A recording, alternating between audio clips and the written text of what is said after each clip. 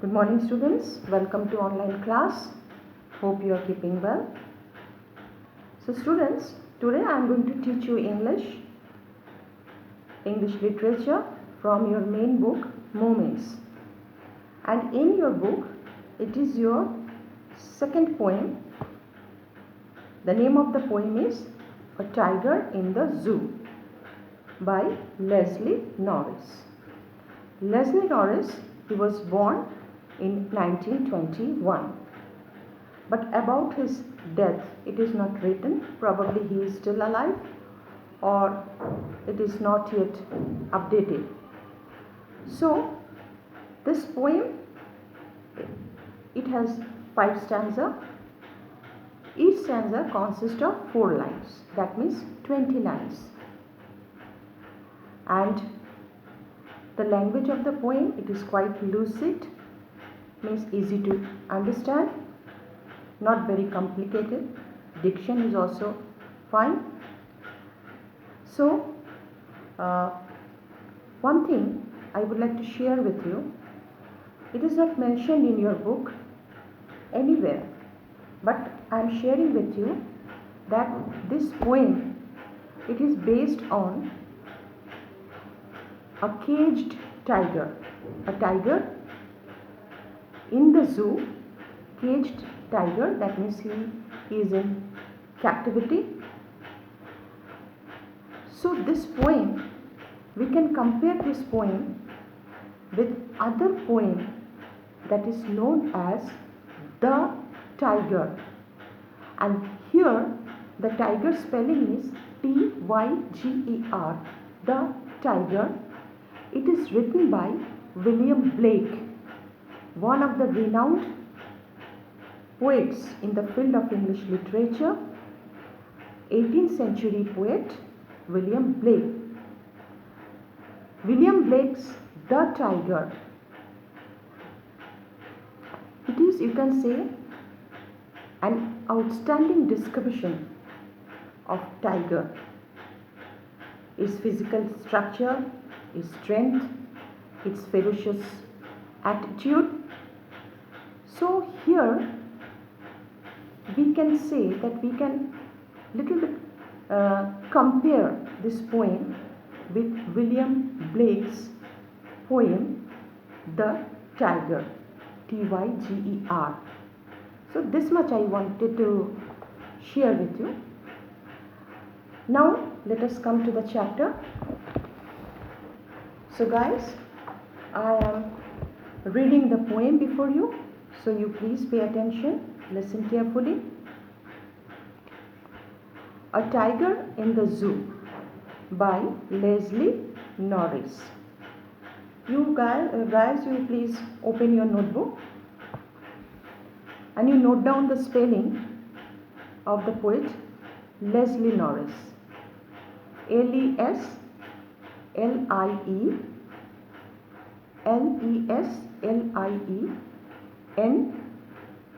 means N for not, Norris. Norris. So now let us start. He stalks in his vivid stripes the few steps of his cage, on pads of velvet quiet, in his quiet rage. He should be lurking in shadow, sliding through long grass, near the water hole where plumb deer pass.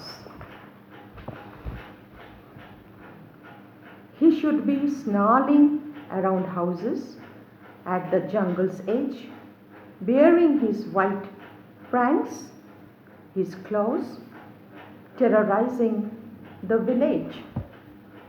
But he is locked in a concrete cell, his strength behind bars, stalking the length of his cage, ignoring visitors. He hears the last voice at night, the patrolling cars, and stares with his brilliant eyes at the brilliant stars. So here the poem ends. The 5 stanza So guys, I am going to explain each stanza, so please pay attention.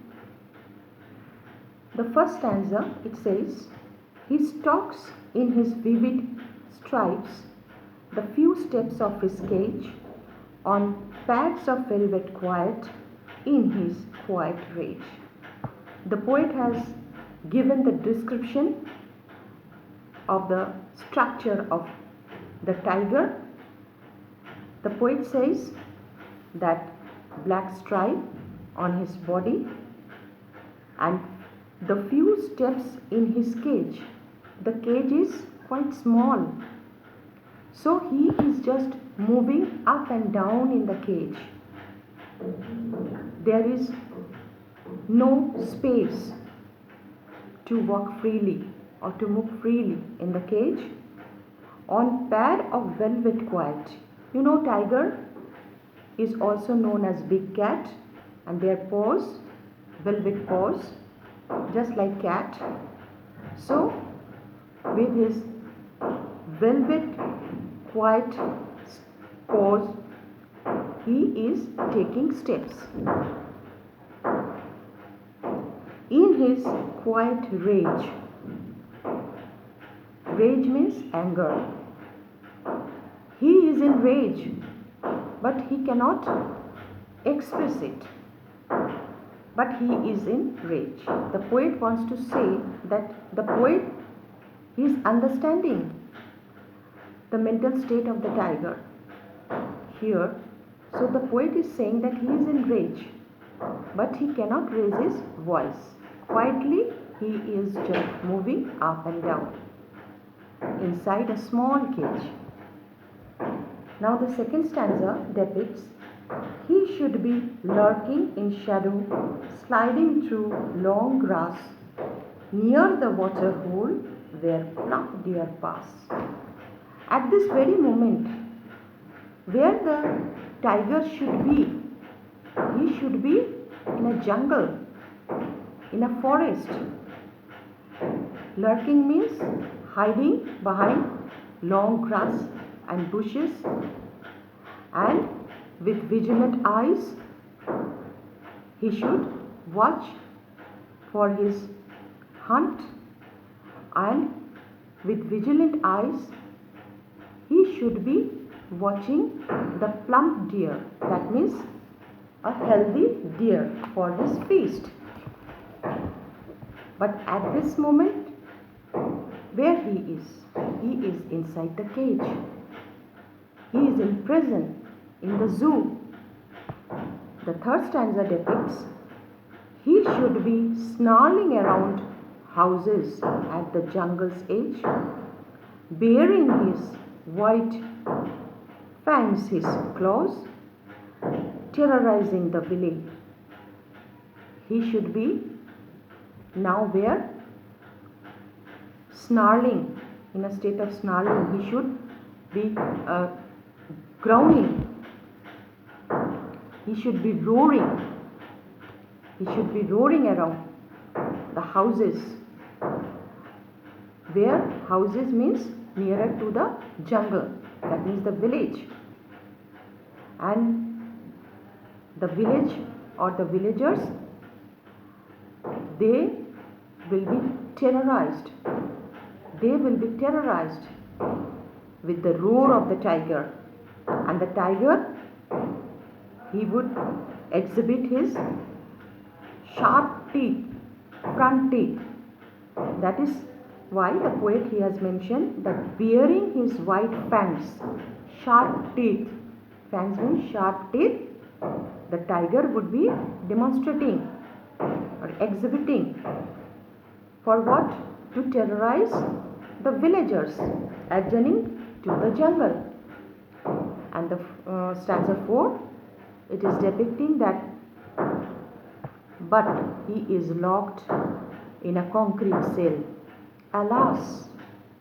But at this very moment he is locked in a concrete cell, his strength behind bars. In spite of so ferocious, so powerful, so intelligent animal, he is in captivity, he is in a state of imprisonment inside a cage and stalking the length of his cage, ignoring visitors.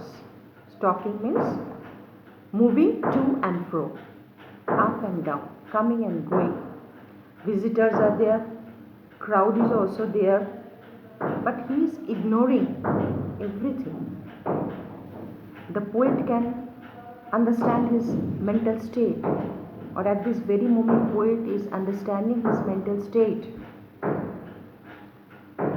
And in the concluding part of the poem, that means in the last stanza of the poem, he hears the last voice at the night, the patrolling cars, and stares with his brilliant eyes at the brilliant stars.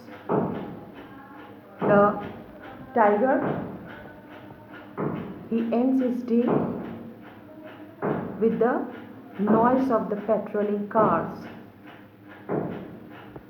Whole day there is hustle and bustle of the visitors, noise of the visitors, crowd is there. But in the night also, tiger is disturbed. By what? Disturbed by the patrolling car. Patrolling,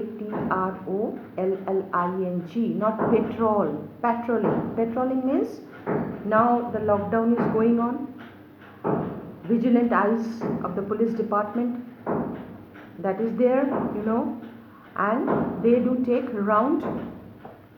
Have you seen? They do take round by police jeep or bike, police van.